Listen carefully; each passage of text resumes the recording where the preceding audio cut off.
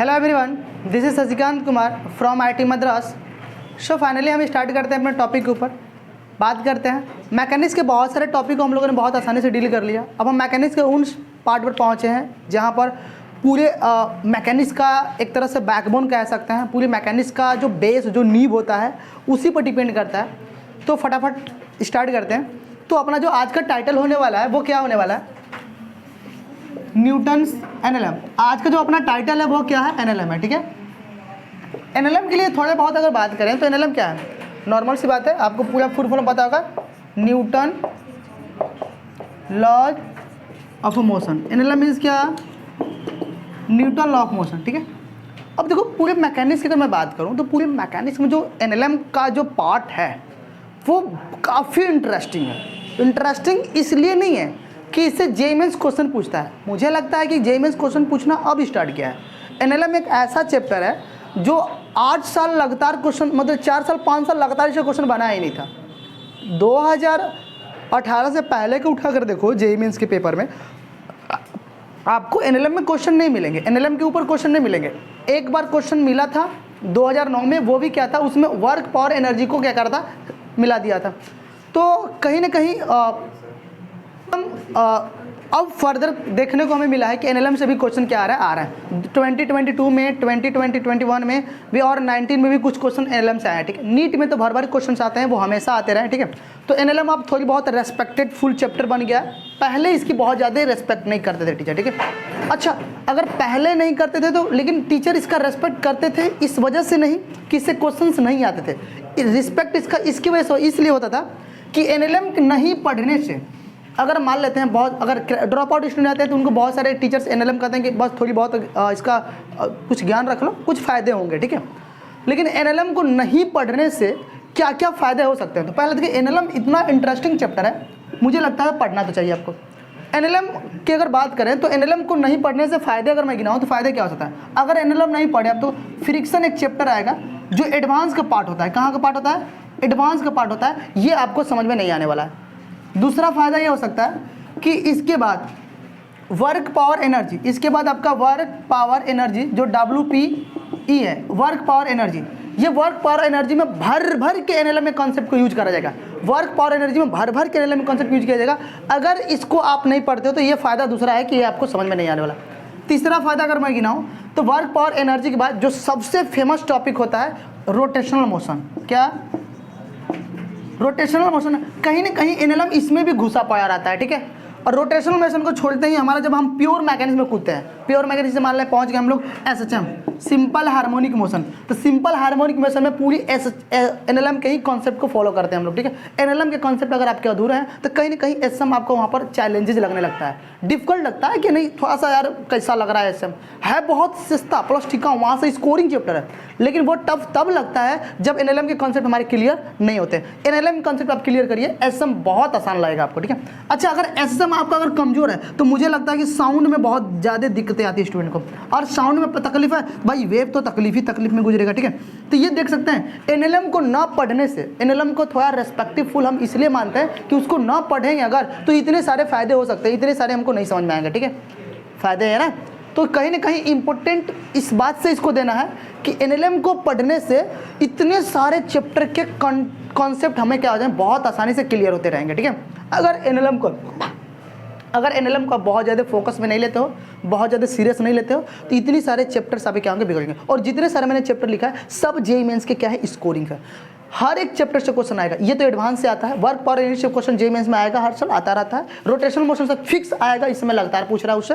System से, sound wave से आते ही रहते हैं इन सबसे क्वेश्चन। ठीक है, तो कहीं ना कहीं काफ़ी इंपॉर्टेंट रहता है। अच्छा, एनएलएम का एक और बड़ा इंपॉर्टेंट रोल प्ले, जब आप इलेक्ट्रोस्टैटिक में कूदोगे तो वहाँ पर भी एनएलएम का यूज होगा। तो कहीं ना कहीं अगर मैकेनिक्स की बात करें तो मैकेनिक्स आपको पूरी 12th में भी बहुत ज़्यादा देखने को मिलती है। ठीक है, तो अगर मैं सिंपली अगर बोलूँ एनएलएम को, अगर मैं रेस्पेक्ट दूँ अपने पॉइंट ऑफ व्यू से, तो एनएलएम की बात करें तो NLM is a backbone of a पूरी मैकेनिक्स। क्या? हाँ, backbone of a mechanics. NLM क्या है? Backbone of a mechanics. तो एनएलएम पूरी मैकेनिक्स का एक बैकबोन है, इसलिए इसको इग्नोर नहीं करना है, स्किप नहीं करना है, बहुत शांति से क्या करना है, इसको अंडरस्टैंड करना है, ठीक है। जितना ज़्यादा आप इसमें पकड़ बनाएंगे उतना ही आपको आसान लगेगा इन फर्दर चैप्टर में सर्वाइव करने में, ठीक है। तो अगर आप चाहते हो कि इन सभी चैप्टर में सर्वाइव करूँ, जी लूँ थोड़ा बहुत, तो एनएलएम को भैया पकड़ना पड़ेगा। अगर एनएलएम का आपने स्किप किया इस पॉइंट ऑफ व्यू से, भैया जेईई मेंस में तो क्वेश्चन बनते ही नहीं है, तो ये आपकी सबसे बड़ी बेवकूफ़ी और लापरवाही रहेगी, ठीक है। मैं इसलिए कहूँगा कि आप एनएलएम को क्या करो, थोड़ी इंपॉर्टेंट दो। मैं तो रेस्पेक्ट देना स्टार्ट कर दिया, तो आप भी दो, ठीक है। तो कहीं ना कहीं समझ में आ गई बात है कि एनएलएम को हम क्यों पढ़ेंगे और क्यों छोड़ना नहीं है, समझ में आ गया सबको। हाँ, इसी की वजह से एनएलएम क्या करना है, हमको ढंग से पढ़ना है, ठीक है। अच्छा, एनएलएम को अगर हम स्टार्ट ही कर ले तो थोड़ा सा एनएलएम में हमें क्या क्या पढ़ना है वो भी देख लेते हैं। तो एनएलएम में कुछ टॉपिक्स हैं जो हम बात कर लेते हैं, ठीक है। तो टॉपिक की बात कर लेते हैं थोड़े बहुत। एनएलएम में कौन कौन से टॉपिक्स हैं जो जेईई मेंस का फर्दर पार्ट बन गए हैं और जेईई मेंस से लगातार उससे क्वेश्चन आ रहे हैं, ठीक है। तो पहला अगर मैं बात करूं तो एनएलएम में जो हमें बात करनी है एफबीडी डायग्राम। क्या? FBD diagram. तो पहला जो आपको स्टडी करना है वो क्या करना है, फ्री बॉडी डायग्राम। एफबीडी को शॉर्ट फॉर्म में बोलते हैं, इसका नाम क्या है, फ्री बॉडी डायग्राम। तो फ्री बॉडी डायग्राम आपका पहला टॉपिक रहेगा एनएलएम का, ठीक है। अच्छा, दूसरे बात करूं इक्विलिब्रियम कॉन्सेप्ट, दूसरा पॉइंट क्या रहेगा, इक्विलिब्रियम केस। इक्विलिब्रियम केस में जितने सारे प्रॉब्लम्स होंगे यहाँ पर हमें करेंगे, डील करेंगे, ठीक है। थर्ड अगर बात करें, थर्ड क्या हमें बात करना है, ऑसिलेशन नॉर्मल कॉन्सेप्ट एक आएगा आपको। तीसरा पॉइंट जो हमें डील करना है वो क्या है, oscillation normal concept. Oscillation normal concept हमारे थर्ड पॉइंट रहेगी, जहाँ पर हमें क्या करना है, बहुत आसानी से डील करना है, ठीक है। अगर मैं फोर्थ पॉइंट की बात करूँ तो फोर्थ पॉइंट क्या आपके आएंगे, कंसंट्रेशन मोशन। कौन सा, कंसंट्रेंट मोशन। कौन सा मोशन? और मुझे जहां तक लगता है जेईई का जो इधर भी जो पार्ट बना है, जो जेईई में लगातार क्वेश्चंस आ रहे हैं वो यहीं से आ रहे हैं। कहां से आ रहा है, कंसंट्रेंट मोशन से आ रहा है। और कंसंट्रेंट मोशन 4 टाइप के देखने को मिलते हैं। कितने टाइप के देखने को मिलते हैं, 4 टाइप को। कितने टाइप को, 4 टाइप को। पहला आपको जनरल कंसंट्रेंट देखने को मिलता है, C फॉर कंसंट्रेंट, समझ जाएंगे। सेकेंड जो देखने को मिलता है पुल्ली कंसंट्रेंट। फोर्थ अपना दिखता है वेज कंसंट्रेंट। और फोर्थ जो दिखता है पुल्ली प्लस में वेज कंसंट्रेंट, ठीक है। तो ये जो 4 टाइप के जो आपके कंसंट्रेंट मोशंस हैं, इनसे फर्दर जेईई मेंस क्वेश्चन क्या कर रहा है, बनाया जा रहा है, ठीक है। और मुझे लगता है इसी से क्वेश्चन आने चाहिए, क्योंकि यही ढंग के मुझे लगते हैं। हाँ, कभी कभी पूछ सकता है, इक्विलिब्रियम कॉन्सेप्ट काफ़ी अच्छा कॉन्सेप्ट है, यहाँ से भी क्वेश्चन बनाया जा सकता है, पर यहाँ से स्टूडेंट बहुत जल्दी इजीली सॉल्व कर लेते हैं। इक्विलिब्रियम का कॉन्सेप्ट बहुत ज़्यादा यूज होता है एसएम में, ठीक है। तो कहीं ना कहीं इसको मिक्सर कर पूछेगा तो पूछेगा। लेकिन अगर क्वेश्चंस अगर एनएलएम में आ रहे हैं जेईई मेंस में और नीट में अगर आने का संभावनाएं हैं, तो वो जनरल कंसंट्रेशन पुल्ली से वेज से, पुल्ली वेज से रिलेटेड क्या है क्वेश्चंस बनाए जाएंगे, ठीक है। तो कितने टॉपिक्स हमको पढ़ने हैं भैया, पहला हो गया फ्री बॉडी डायग्राम हमने सीखनी है। दूसरी जिसकी बात करनी है वो है अपनी इक्विलिब्रियम केस। थर्ड जिसकी बात करनी है वो क्या है, ऑसिलेशन नॉर्मल कॉन्सेप्ट। और फोर्थ जिसकी बात करनी है वो कंसंट्रेशन मोशन। और इसके फर्दर 4 टॉपिक और पढ़ने जो हमारे क्या है ये। क्या बात यहाँ तक समझ में आई सबको? हाँ या ना बोलो? अरे बोलो, सब लगता है खा पी करनी है। कुछ इसमें अच्छा दिख रहा है तो नोट कर लो, बाकी मैं इरेज कर देता हूँ ठीक है। अच्छा, एक बात इसमें और टॉपिक पढ़ना होता है जिसका नाम यहाँ पर लिखता है स्टडी ऑफ एक, हाँ इसमें एक टॉपिक और पढ़ना होता है, यहाँ पे लिखता हूँ। कौन सा? फोर्थ है, फोर्थ बाद फिफ्थ।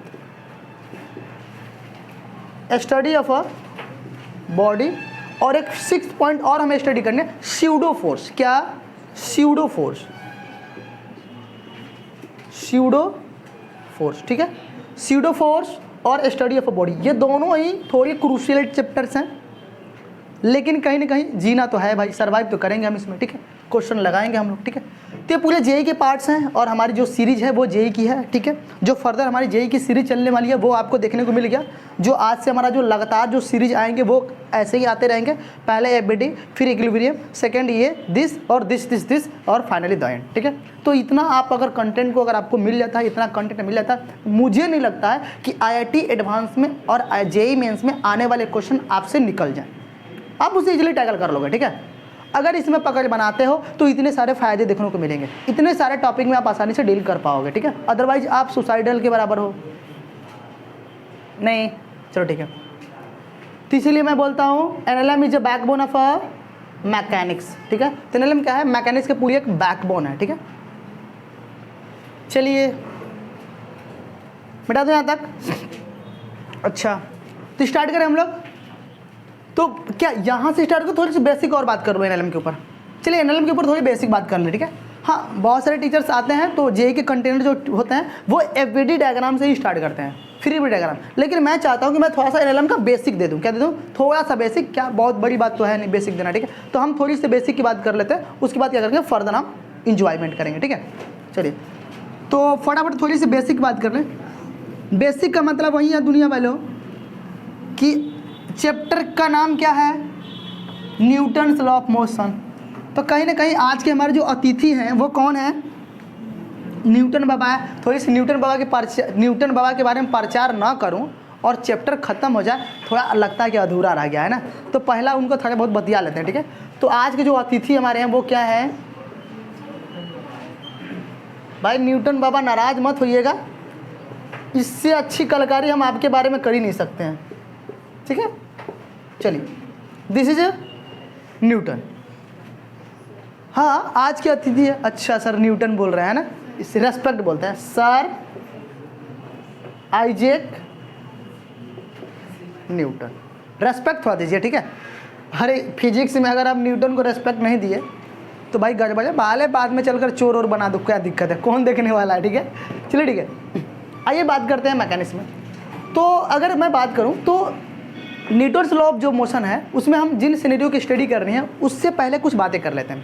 देखिए अगर मैं पूरी मैकेनिक्स की बात करूं तो मैकेनिक्स एक डायनेमिक्स का पार्ट है। किसका पार्ट है? मैकेनिक्स पूरी एक डायनेमिक्स का पार्ट है।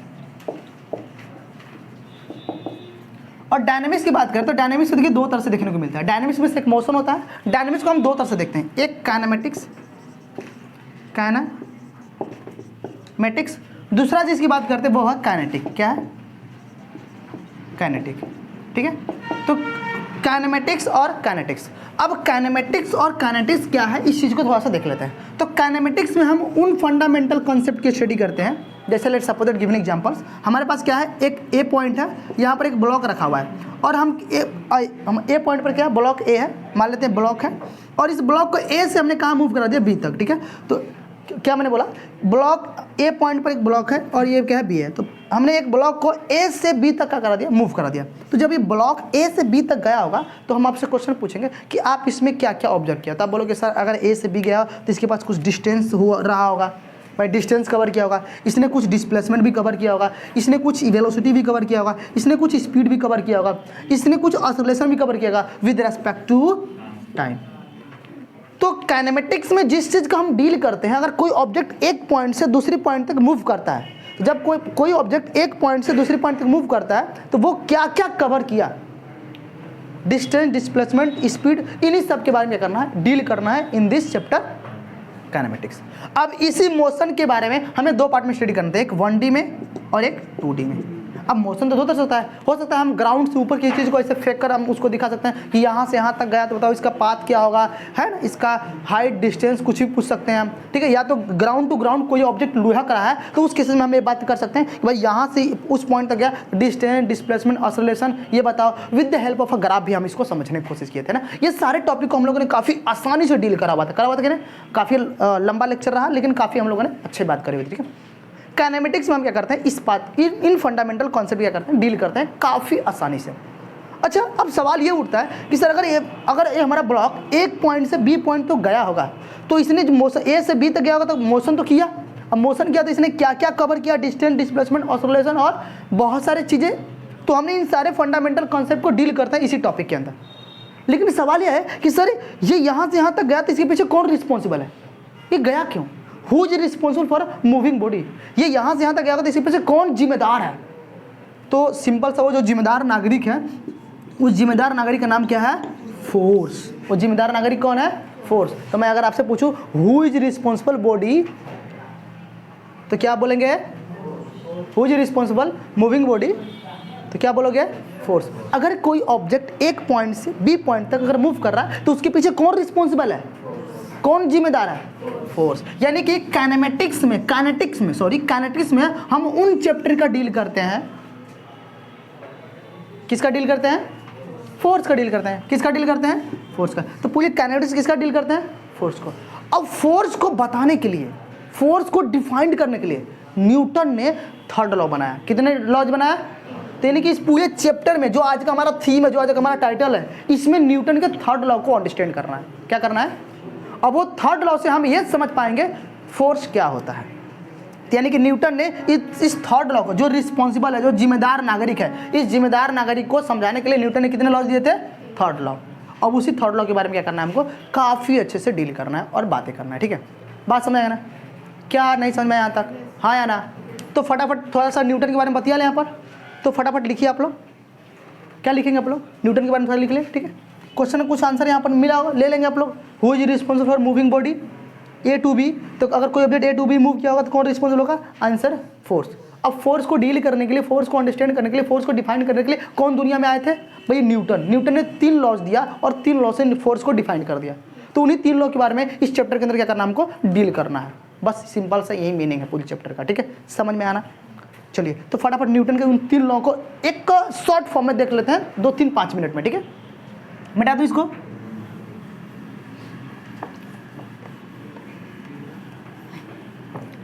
चलिए, न्यूटन को थोड़ा रेस्पेक्ट देते हुए इनके 3 लॉ को हम समझते हैं। न्यूटन का पहला लॉ, न्यूटन का सेकेंड लॉ, न्यूटन का थर्ड लॉ। ठीक है, न्यूटन का first law, second law, third law. अब थोड़ा सा बात, अगर आप यहाँ पर पहुँच ही गए तो इनके बारे में थोड़ा बतिया लेते हैं। न्यूटन का फर्स्ट लॉ क्या करता है? न्यूटन का फर्स्ट लॉ फोर्स को डिफाइन करता है। क्या करता है? मैं पूछूं कि न्यूटन का फर्स्ट लॉ क्या करता है, तब क्या बोलोगे? फोर्स। अरे बोलो, ये तुम लोग एकदम लगता है। फोर्स क्या करता है? डिफाइन करता है। ठीक है, अच्छा न्यूटन का सेकेंड लॉ क्या करता है? न्यूटन का सेकेंड लॉ फोर्स को कैलकुलेट करता है कि अगर किसी ऑब्जेक्ट पर वो फोर्स लगा होगा तो कितना फोर्स लगा। समझ आ रही बात है ना? हाँ, तो क्या करता है वो? फोर्स को कैलकुलेट करता है। मतलब एक फार्मूला देता है। क्या देता है? एक फार्मूला जो आप सदियों से जानते हो। एक फार्मूला के बारे में, F = m, है ना? पर मैं बता दूं, ये डेरिवेशनल फार्मूला है। क्या है? डेरिवेशनल फार्मूला है। न्यूटन के थर्ड लॉ की बात करें, न्यूटन ने थर्ड लॉ में क्या बताता है? Action to reaction. क्या बताता है? Action to reaction. जब हम न्यूटन के थर्ड लॉ पर पहुंच रहे होंगे तो हम आपको समझाएंगे कि न्यूटन के किसी एक घटना के कारण एक्शन टू रिएक्शन वर्ड आ गया, पर एक्शन टू रिएक्शन न्यूटन के थर्ड लॉ को एक्सप्लेन बहुत अच्छे से नहीं करता है। ठीक है, तो न्यूटन के थर्ड लॉ को हम इस वजह से गलती काटते आ रहा है कि एक्शन टू रिएक्शन बस इसमें वर्ड जुड़ कर आ गया है। एक्शन टू रिएक्शन न्यूटन के थर्ड लॉ को बहुत अच्छे से एक्सप्लेन नहीं करता है। तो कहीं ना कहीं हम ये भी बोल सकते हैं कि न्यूटन का थर्ड लॉ क्या है? एरर है कुछ उसमें। क्या है? एरर है। जहाँ पर हमको डील करेंगे न्यूटन के थर्ड लॉ में क्या एरर्स है और क्या गलतियाँ हो गई। न्यूटन से नहीं गलतियाँ हुई, न्यूटन के मस्ती में गलतियाँ हो गई। ठीक, तो बात को डील कर लेंगे। ठीक है, तो कहीं ना कहीं आप समझ गए। अरे हाँ है ना? तो इन तीनों के बारे में तो बहुत ज़्यादा डील नहीं करेंगे हम लोग, लेकिन जिसके बारे में सबसे अधिक डील करना है और हमारे पूरे चैप्टर में जिसके बारे में सर्वाइव करना है, जीना है, वो चैप्टर का नाम क्या है? Newton second law. Second law का ही इंपॉर्टेंट रोल प्ले है। तो फर्स्ट लॉ और थर्ड लॉ के बारे में हम ज़्यादा से ज़्यादा क्या करेंगे? इग्नोर करेंगे। लेकिन इतना भी नहीं इग्नोर करना है कि इनके बारे में हम ना कुछ सीख पाए, कुछ सीखेंगे थोड़ी बहुत। 5 मिनट का लेक्चर ले लेते हैं इसके ऊपर। तो न्यूटन के पहले लॉ के ऊपर सीख लेते हैं। ठीक है, न्यूटन का फर्स्ट लॉ क्या है इसके बारे में थोड़ी बहुत कुछ बातें कर लेते हैं। ठीक है, बहुत ज़्यादा स्पीड में नहीं बोल रहे हैं, धीरे धीरे बोल रहे हैं ना। सर मारते हैं 2 एक में एक मेरी की, है ना? नहीं आधे तो कपार पकड़ लेते हैं। ठीक है, फेस टू फेस तो हम लोग को अंडरस्टैंड होता है ना। यूट्यूबर पर लगता है कि अब 2 के में बोलते हैं, आधे सब सोने लगते हैं। नहीं, अच्छा चल ठीक है, अच्छी ठीक है। तो अब बताइए न्यूटन का फर्स्ट लॉ क्या है? Anyone? What is Newton first law? बोला? अरे इतना तू लोग बड़ा हो गया, तू लोग को न्यूटन का फर्स्ट लॉ नहीं अभी याद है? हैं? लो रुको, एक पढ़ने वाली आ गई है। Net external force is acting on a body. हाँ, net external force is acting on a body to maintain its state of ये कहीं लगता है न्यूटन का पहला लॉ सुंदर लिखा हुआ है ना, देखो आधे सब चिल्लाने लगे। इसका मतलब क्या है मैं समझा देता हूँ। हाँ लग रहा है कि क्या क्या अंग्रेजी में चल रहा है ना। देख, net external force is acting on a body to maintain its state of a body. इसका मतलब है अगर कोई ऑब्जेक्ट एक जिस स्टेट में है उसी स्टेट में वो रहना चाहती है, चाहे वो मोशन में है तो वो मोशन में रहना चाहेगी, चाहे वो रेस्ट में है तो रेस्ट में रहना चाहेगी, जब तक से उसके ऊपर कोई एक्सटर्नल फोर्स अप्लाई ना किया जाए। बात समझ में आया ना? न्यूटन ने यही कहा अपने लॉ में। अच्छा कहीं ना कहीं हम ये बात समझेंगे कि न्यूटन ने ये बात कहा क्यों, है ना, कि भाई अगर जब कोई ऑब्जेक्ट अगर जिस स्टेट में उसी स्टेट में रहना चाहिए, पर मेरा सवाल उठता है क्यों रहना चाहिए भाई? आंसर तो दो। न्यूटन तो है नहीं कि आंसर देंगे, तो हम आप ही से पूछ लेते हैं। तो न्यूटन ने अपने लॉज में क्या डिफिनीशन दिया था? न्यूटन ने फर्स्ट लॉ को कैसे डिफाइन किया था कि जब कोई ऑब्जेक्ट जिस स्टेट में है उसी स्टेट में रहना चाहिए। मतलब अगर कोई ऑब्जेक्ट रेस्ट में है तो रेस्ट में रहना चाहिए, मोशन में है तो मोशन में रहना चाहिए, जब तक से उसके ऊपर कोई एक्सटर्नल फोर्स ना लगाया जाए। बात समझ आना? न्यूटन का फर्स्ट लॉ समझ में आ गया। इसका बहुत सुंदर जीता जाता एग्जाम्पल है, वो क्या है? एक ऐसे ग्लास आप लेते हैं, इसके ऊपर कार्ड रखते हैं, इसके ऊपर कॉइन रखते हैं और कार्ड को आप फोर्स लगाते हो। क्या करते हो? कार्ड के ऊपर जब आप फोर्स लगाते हो तो कार्ड तो मोशन में हो गया, पर कॉइन सडनली यहाँ पर क्या करता है? फॉल कर जाता है इन दिस ग्लास। क्यों? वाई? रीजन है क्योंकि सर ये भी रेस्ट में है, ये भी रेस्ट में, दोनों का क्या है? रेस्ट में रहने का मन कर रहा है। लेकिन आप जब इस कार्ड पर जब अपने फोर्स लगाया, कार्ड पर अपने फोर्स लगाया तो कार्ड क्या हो गया? मोशन में हो गया। लेकिन इस कॉइन का प्रॉपर्टी है रेस्ट में रहने के लिए, तो रेस्ट में रहना चाहेगा, इसलिए क्या होता है? ये मोशन का रहता है और क्या होता है? नीचे गिर जाता है। बात समझ में आई कि नहीं? अच्छा, पर यहाँ पर एक क्वेश्चन आ रहा है जो होता है काफ़ी सुंदर होता है। क्वेश्चन ये होता है कि कोई बॉडी क्यों अपने स्टेट में रहना चाहेगी? Why body continues its state? Why body, question क्या है? तो क्वेश्चन एक और उठ गया यहाँ पर, राइज हो गया। Why body continuous its state, मतलब क्यों कोई बॉडी एक ही स्टेट में रहना चाहती है? तो due to reason because inertia. क्या? इनर्शिया। इसका मतलब इनर्शिया के कारण हर कोई ऑब्जेक्ट जिस स्टेट में है उस स्टेट में क्या करता है? रहना चाहता है। नहीं समझ में आया? मैंने क्या बोला? समझ में आ गया? क्या बोला? अरे बोला, इसको लगता कि तुम क्या बोला है? सदमा में एकदम है।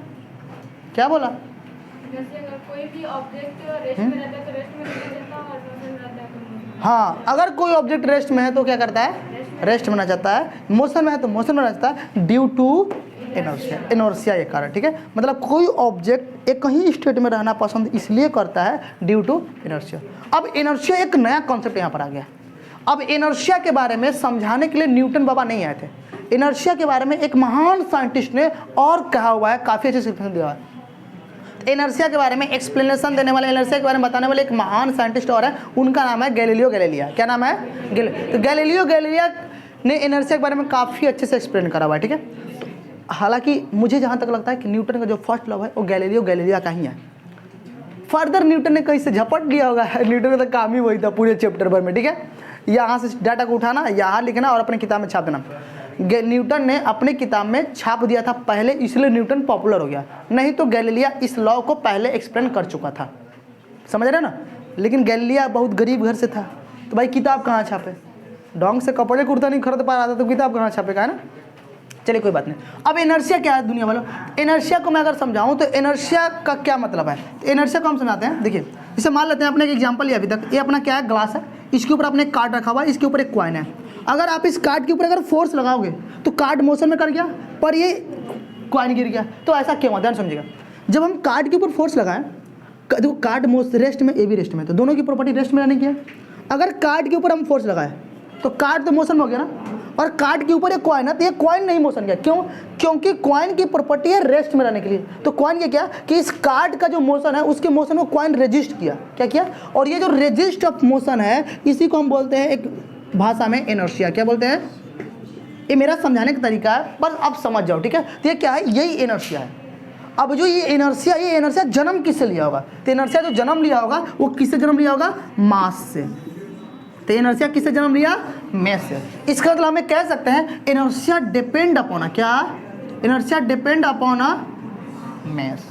इसका मतलब क्या इंटेंशन निकलता है इसका? इसका सीधा मतलब निकलता है कि जिसके पास मास होगा उसके पास क्या होगा? इनर्शिया होगा। क्या होगा? जिसके पास मेस होगा उसके पास क्या होगा? इनर्शिया होगा। बात समझ ना? इसका मतलब जिसका जितना ज़्यादा मेस उसका उतना ज़्यादा, नहीं समझा? जिसका जितना ज़्यादा मेस उसका उतना ज़्यादा इनर्शिया। तो जितना ज़्यादा मेस उतना ज़्यादा क्या होगा? इनर्शिया होगा। तो inertia depend on mass. Inertia किसे जन्म लेता है? मास। इनर्शिया वेक्टर है स्केलर, पता कर लेना। बात समझ में आ गई नहीं? हाँ या ना? चलो ठीक है। तो न्यूटन के पहले लोगों को समझ लिया आप लोगों ने। इनर्शिया के बारे में हम डील करेंगे तो बहुत सारी बड़ी बातें होंगी। इनर्शिया 3 तरह से होता है, rest of inertia, motion of inertia और डायरेक्शन ऑफ इनर्शिया। ठीक है, हम इतनी बातें नहीं करेंगे, गैलीलियो गैलीलिया को छोड़ देते हैं यहीं पर। अब हम फर्दर क्या आते हैं? सेकंड लॉ पर आते हैं, क्योंकि अपना टाइटल का नाम है एनएलएम, तो हम जेई की सीरीज पर ना, तो जेई की सीरीज पर रुके रहेंगे। ठीक है, बीच में छेड़छाड़ नहीं करेंगे। बात समझ आया कि नहीं? हाँ या ना? बोलो। चलिए, तो जो आज के हमारे अतिथि थे इनको इरेज कर दूँ? चलिए ठीक है, मिटाने जा रहा हूँ। ठीक है,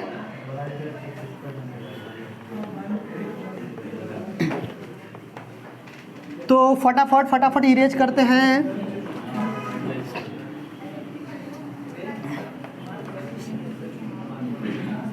चलिए, समझ में आएंगे नहीं? तो आते हैं सेकेंड लॉ पर। तो लिखिए न्यूटन सेकेंड लॉ। कौन सा? न्यूटन सेकेंड लॉ, है ना? अब न्यूटन सेकेंड लॉ क्या है? बैलो। देख, अभी तक से मस्ती कर लिया, ठीक है, वो ठीक है, मैं बर्दाश्त कर लिया। ठीक है, अब बिल्कुल ही नहीं बर्दाश्त करूँगा, कदापि नहीं। हाँ, कभी कभी शुद्ध हिंदी निकल जाता है। अरे शुद्ध इंग्लिश नहीं तो शुद्ध हिंदी है तो निकलेगा ना। कौन सा इंग्लैंड से हम लोगों ने पैदा लिया कि नहीं अंग्रेजी शुद्ध बोलेंगे ना? भोजपुरी हम बोल लिए उतने काफ़ी है ना। हमारी भाषा आप तक पहुंच पा रही है, बस काफ़ी है, इतना ही तो चाहिए। चलिए ठीक है, ध्यान से देखिए इधर। जब मैं कॉलेज में था ना, जब मुझे कभी फ्रस्ट्रेशन में गुस्सा आता था ना, 2-4 को मद्रासियों को पकड़ कर भोजपुरिया में गलिया लेता था।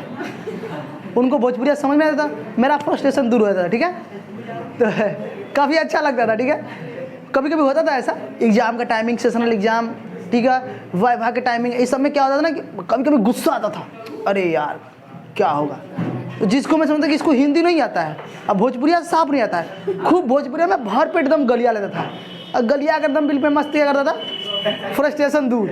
चल भाई ठीक है, उसको भी नहीं समझ में आया, हमने अपना काम निकाल लिया। अब पूछा था व्हाट्स हैपेंस? ओह कोई बात नहीं, कोई बात नहीं, मैं ऐसे मस्ती जोक निकाल रहा था, जोक। चल ठीक है, चलिए ठीक है, इधर आते हैं। ठीक है, स्ट्रेस मत होना। ठीक है, न्यूटन सेकंड लॉ की बात करते हैं। न्यूटन सेकंड लॉ क्या है? न्यूटन सेकंड लॉ कुछ खास इंपॉर्टेंट पॉइंट है। ठीक है, अरे उस बैलों को मानने करो, हल्ला नहीं करो।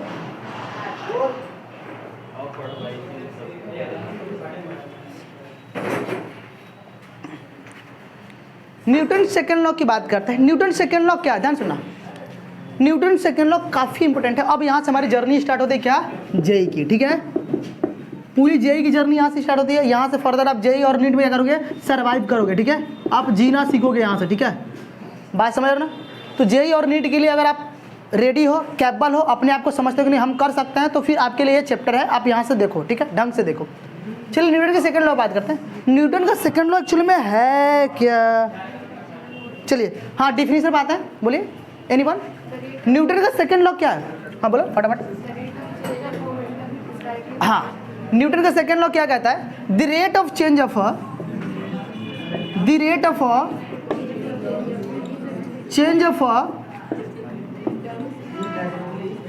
मोमेंटम इज डायरेक्टली प्रोपोर्शनल, अरे हाँ ना, directly point two the applied external, मतलब सब पढ़ने वाले ही बैठे हैं इसमें, है ना? चलिए अच्छा लगा सुनकर। मैंने भी मुंह से एक बार फिर बोलता हूँ, न्यूटन के सेकंड लॉ ये है, the rate of change of momentum. Momentum में जो चेंज आएगा टाइम के साथ, रेट मतलब टाइम के साथ, मोमेंटम में जो चेंज आएगा टाइम के साथ, वो डायरेक्टली प्रोपोर्शनल होगा लगाया गया एक्सटर्नल फोर्स के। कहने का मतलब यह है कि जो अपना फोर्स है ना, ये डायरेक्टली प्रोपोर्शनल होता है change in momentum with respect to time. हाँ या ना? क्या बात समझ में आई? यही न्यूटन का क्या है? सेकंड लॉ है। ठीक है, अच्छा फिजिक्स का एक बहुत सुंदर लॉ है, जब भी कोई प्रोपोर्शनलिटी आता है तो हम उसको क्या करते हैं, हटाते हैं। तो हटाते वक्त एक कांस्टेंट आता है, तो यहाँ पर भी कांस्टेंट आया था। ये न्यूटन के लिए बहुत बड़ी चैलेंज की बात थी। स्टोरी पर नहीं आते, बस सिंपल से निकल जाते हैं बताकर। चैलेंज बहुत था न्यूटन को। तो न्यूटन ने यहाँ पर जो कांस्टेंट की जो वैल्यू लिया था वो 1 लिया था। क्या लिया था? 1। तो सीधे सीधे हम क्या लिख दूँ, F = dp/dt। हाँ या ना? अच्छा, ये dp/dt क्या है? एक चेंज को दिखा रहा है टाइम के रेस्पेक्ट में, ठीक है। मतलब ये बहुत छोटा चेंज दिखा रहा है। कितना दिखा रहा है? बहुत छोटा चेंज दिखा रहा है, ठीक है। मतलब टाइम के रेस्पेक्ट में मोमेंटम का डेरिवेटिव कर दीजिए तो बहुत छोटा चेंज देखने को मिलेगा। क्या करेगा? बहुत छोटा। बात समझ में आ गई नहीं? यहाँ तक कुछ ठीक ठाक लग रहा है तो छाप लीजिए, मैं आगे चलता हूँ। ठीक ठाक लग रहा है? मिटा दूँ? चलिए ठीक है। डिफिनेशन को इरेज करने जा रहा हूँ। आप क्लास 9 से पढ़ते आ रहे हो, ठीक है। इतना भी आपको जरूरत नहीं है, ठीक है। तुम लिख रहे हो या गधा कहीं का तुम्हारा ही चल रहा है, लिख लो।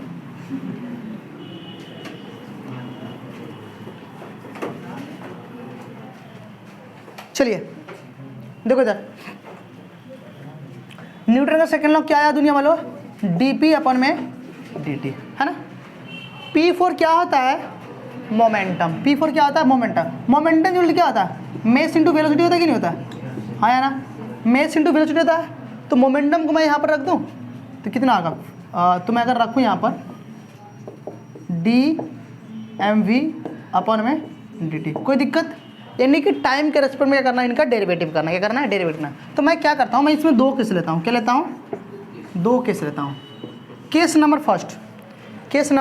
फर्स्ट, अगर मान लेते if mess is a constant, मैंने बोल दिया कि मेस क्या है? कांस्टेंट है। तो आपको पता है जो कांस्टेंट होता है उसको मैं बाहर कर लूँ।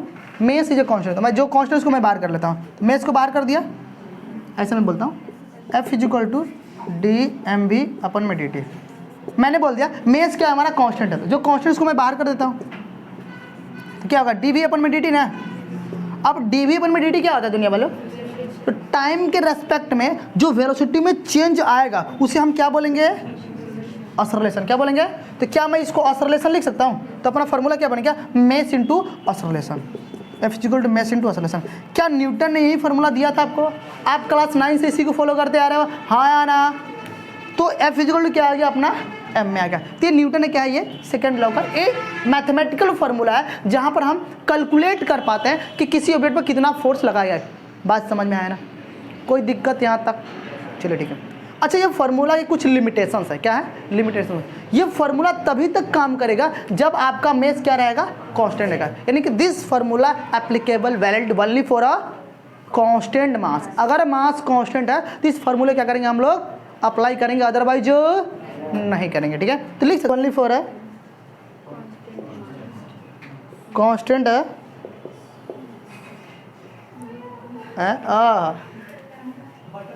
मैं फोर्स लिख रहा है ना।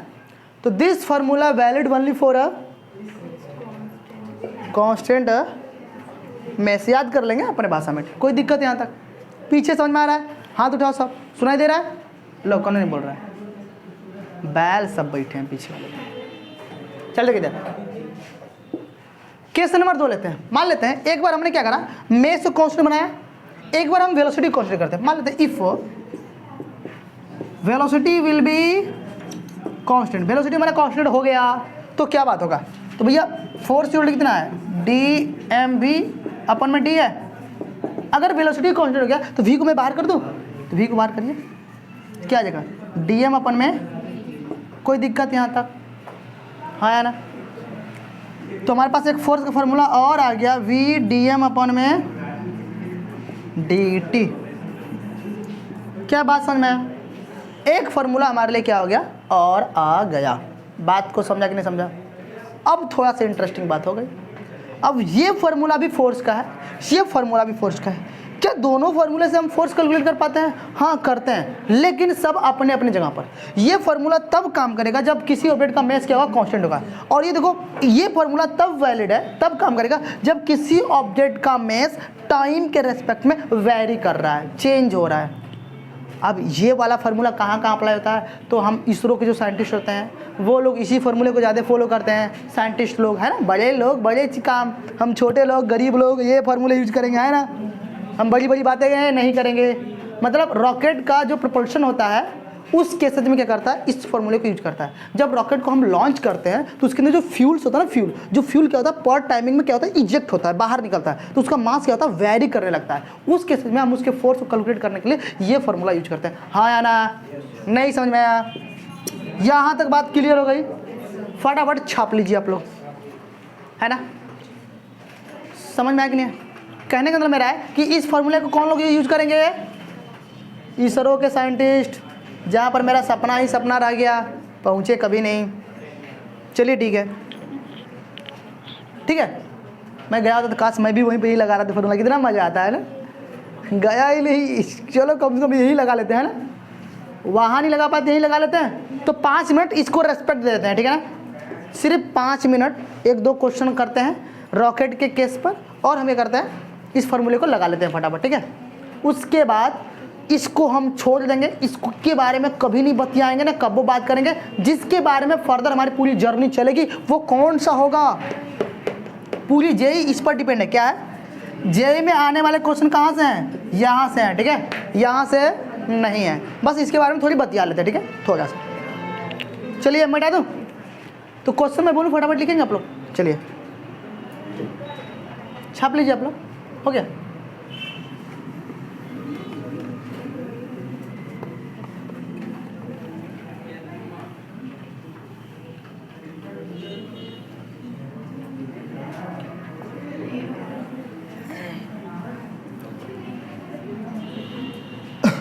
चलिए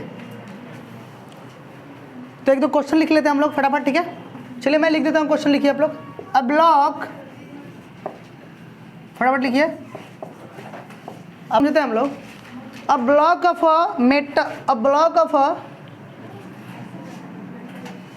मेटल है ना, a block of a metal waiting 2 kg is resting of a frictionless plane. It is struck by a jet releasing water at a rate of the 1 kg per second at the speed of 5 meter per second. समझ में आया ना? Question को मैं समझाता हूँ। Question क्या है ना कि देखिए हमारे पास क्या है, एक मेटल का ब्लॉक है, ठीक है। उस ब्लॉक का जो वेट है वो कितना है, 2 kg है। उस ब्लॉक का जो वेट है कितना है, 2 kg है। हम ये कर रहे हैं, एक जेट ऐसे वाटर वाला जेट देखा ना कभी, एक वाटर वाला जेट जो है वो पानी वाला, उसको मैं कर रहा हूँ इसके ऊपर रिलीज कर रहा हूँ, मतलब ऐसे फेंक रहा हूँ, ठीक है। कितने की स्पीड से दुनिया वालों, 5 मीटर पर सेकंड की स्पीड से मैं फेंक रहा हूँ, हाँ है ना। 5 मीटर के पर सेकंड की स्पीड से मैं कर रहा हूँ, इस पर फेंक रहा हूँ।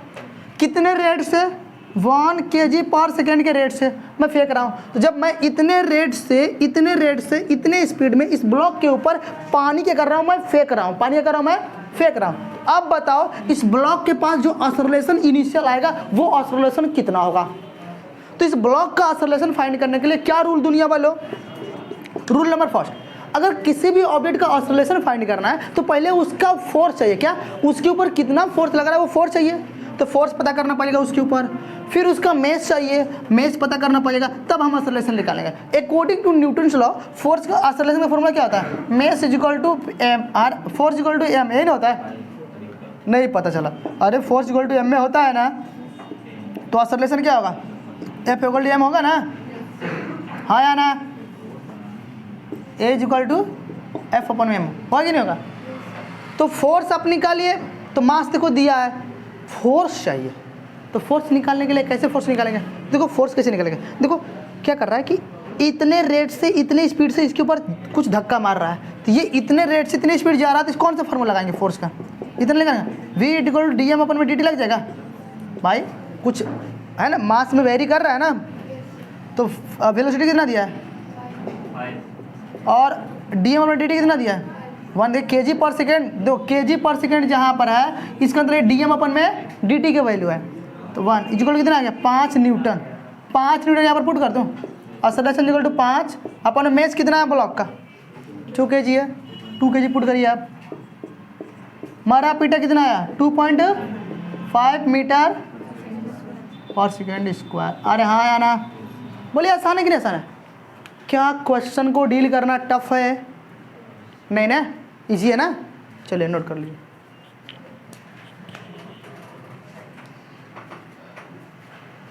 बैल जिसन पिटाया गधा है कहीं क्या, अपना बोतल नहीं लेकर आता है, नोट कर लीजिए। चलिए अगला क्वेश्चन देखते हैं। मान लेते हैं हमारा क्या है, एक ऑब्जेक्ट है जिसके ऊपर फोर्स कितना एक्टिंग हो रहा है, 6i cap minus 8k cap 8j cap plus में 10k कैप, ठीक है। एक ऑब्जेक्ट है उसके ऊपर इतना फोर्स एक्टिंग हो रहा है, तब उस ऑब्जेक्ट के पास जो असरलेशन हो कितना है, रूट में 2 मीटर पर सेकेंड स्क्वायर। तो बताइए मेस कितना होगा, ठीक है। क्वेश्चन है तो फटाफट फाइंड करते हैं क्या होगा दुनिया वाले।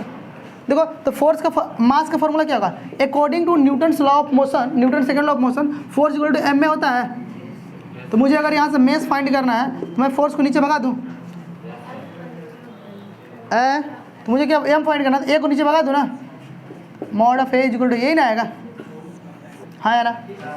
तो यहाँ पर फोर्स कितना दिया है, अब ये फोर्स देखो वेक्टर क्वांटिटी में दिया है, ऑसिलेशन है मैग्नीट्यूड में दिया है ना, तो फोर्स को भी क्या करना पड़ेगा, मैग्नीट्यूड में फाइंड करना पड़ेगा। तो इसका मैग्नीट्यूड निकाल लो, तो फोर्स का मैग्नीट्यूड कितना होगा, रूट में 6 स्क्वायर कितना होगा 36, 8 का 64, 10 का 100 कितना आएगा 200, रूट में मतलब क्या 10, 20 रूट 2 है ना होगा 10 रूट 2, अच्छा 10 रूट 2 है ना, पुट कर दो यहाँ पर। तो मेस कितना है 10 रूट 2 अपन में असरलेशन कितना है, रूट 2 मर ही गया, मेस कितना आ गया 10 kg, हाँ या ना, कोई दिक्कत। चलिए फटाफट कॉन्सेप्ट लिखिए, आगे ना समझना, जल्दी करो मिटा दो।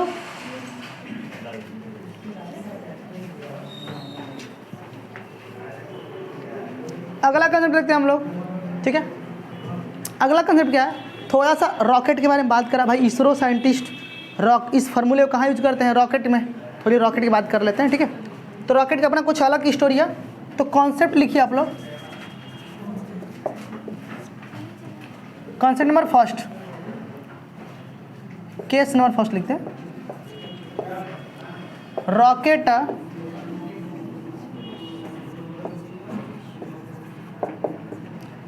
प्रोपल्शन ना, रॉकेट प्रोपल्शन, ठीक है। रॉकेट प्रोपल्शन की बात करते हैं, ठीक है। अच्छा रॉकेट प्रोपल्शन मतलब क्या, रॉकेट को हम ग्राउंड से ऊपर फेंक रहे हैं, तो प्रोपल्शन के दौरान जो रॉकेट में होने वाले सारे घटनाएं हैं उनको हम थोड़ा सा विजुलाइज कर लेते हैं, ठीक है, सेकेंड लॉ से। चलिए this is rocket here, rocket आपको बनाने आता है, नहीं आता है, मेरे सीखेंगे, ड्राइंग बहुत अच्छी मेरी है। दिस इज रॉकेट, ठीक है, दिस इज आँख है, दिस इज नाक है, दिस इज मुंह है, ठीक है। रॉकेट है ना। अब रॉकेट में हम थोड़ी कुछ केस ले लेते हैं, ठीक है। तो रॉकेट प्रोपोर्शन में हम पहला बात करते हैं, पॉइंट बनाते हैं। मान लेते हैं अगर हमारा रॉकेट ए ऑसिलेशन से ऑसिलेट कर रहा है, क्या मैंने बोला, अगर हमारा रॉकेट अगर ए ऑसिलेशन से ऑसिलेट करेगा तो उसके ऊपर एक फोर्स आएगा, कितना आएगा, एम में आएगा। जब भी कोई ऑब्जेक्ट ए ऑसिलेशन से ऑसिलेट करेगा तो उसके ऊपर एक फोर्स आएगा जिसका क्या नाम है, एम में फोर्स आएगा। तो मैं यहाँ पर कंडीशन डालता हूँ, इस रॉकेट में मैं पहला कंडीशन डालता हूँ, ठीक है। रॉकेट प्रोपोर्शन हमारा केस 1 है, इसमें कंडीशन फर्स्ट डालता हूँ। कंडीशन फर्स्ट क्या है, रॉकेट है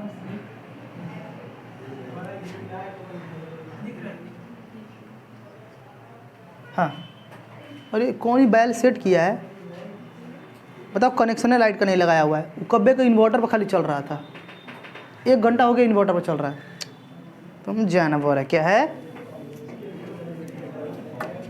क्या करें, पढ़ावल लिखल बिल्कुल बैल सब एकदम।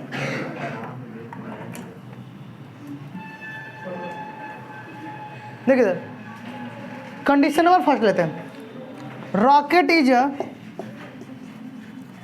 Accelerating A, rocket is accelerate A acceleration से, तब देन इसके ऊपर जो फोर्स आएगा, फोर्स ऑफ रॉकेट कितना आएगा, एम में आएगा, है ना। तो अगर मैं रॉकेट को अगर ए एक्सेलरेशन से अगर मूव कराऊंगा तो इसके ऊपर फोर्स एम में आ चुका होगा, है ना। जब रॉकेट को हम नीचे से ऊपर रिलीज करेंगे तो इसके मास हर टाइमिंग में इजेक्ट होंगे, इसके जो फ्यूल्स होंगे, रॉकेट के अंदर जो फ्यूल्स होंगे वो हर एक टाइमिंग में क्या होंगे, इजेक्ट होंगे। तो इजेक्ट होंगे तो इस पर कितना फोर्स आएगा, इस पर जो फोर्स आएगा वी डी एम अपन में डी टी, यही ना आएगा। अगर हम रॉकेट को इतने फोर्स से अगर ऊपर लॉन्च कर रहे हैं तो इसके ऊपर एक अपोजिट फोर्स लगेगा एम जी, हाँ या ना। और ये दोनों ही फोर्स हमेशा किसके बराबर होंगे, एम ए के बराबर होंगे। क्या होंगे, क्योंकि रॉकेट ए एक्सेलरेशन से मूव कर रहा है। बात समझ रहा है? तो हम इसे कैसे लिखेंगे? देखो, तो ये वाला फोर्स क्या है, बड़ा है, ये वाला फोर्स mg क्या है, छोटा है। क्यों? क्योंकि ऊपर जा रहा था हमको, ये वाला फोर्स बढ़ेगा। तो मैं लिखूंगा इसे v mv dm अपन में dt minus mg equal to m में, हाँ या ना? This is equation. तो रॉकेट प्रोपल्शन में आपका ये क्या है, पहला इक्वेशन से। बात समझ में नहीं है? ये इक्वेशन तब आएगा जब हमारा रॉकेट क्या है, ए एक्सेलरेशन से क्या कर रहा है, मूव कर रहा है। केस नंबर 2 में अगर बात करें, यहाँ पर अगर हम इसी रॉकेट को एक कांस्टेंट स्पीड से मूव करा दें, क्या करा दें, rocket is moving constant speed, rocket is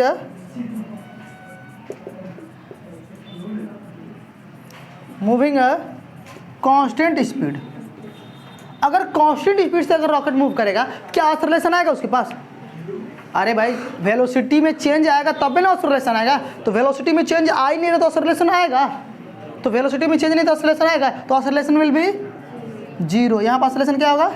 अगर एक्सेलरेशन जीरो होगा तो फोर्स क्या होगा, विल बी, भाई तो एक्सेलरेशन जीरो तो बोलो क्या होगा, यहाँ पर एक्सेलरेशन जीरो रखेंगे तो फोर्स भी जीरो हो जाएगा ना। एम ए, अरे एक्सेलरेशन जीरो तो यहाँ रखो तो एम ए इक्वल जीरो हो गया ना। तो अपना इक्वेशन क्या बनेगा, सिर्फ ये नहीं बनेगा, क्या बनेगा, वी डी एम अपन में डी टी इक्वल टू, इसको उस पर भगा दूँ, ये जीरो ना हो गया, आखिर में क्या हो गया, एम जी। अपना सेकेंड इक्वेशन आ गया। नहीं समझ में आया? तो रॉकेट प्रोपोर्शन में कितने केस आएंगे, समझ में आ गया? तो ये तभी वैलिड है जब क्या आपको उस एक्सेलरेशन ए है, ये तब इक्वेशन आएगा जब वो क्या है, कांस्टेंट स्पीड से क्या कर रहा है, चल रहा है। क्या ये दोनों केस समझ में आया? इसके बेच कुछ प्रॉब्लम कर लेंगे अब अगले क्लास में, ठीक है। थैंक यू एवरीवन, हम एंजॉय करते हैं, आप बने रहेंगे, लगातार वीडियो को देखते रहेंगे, ठीक है। चलो गया।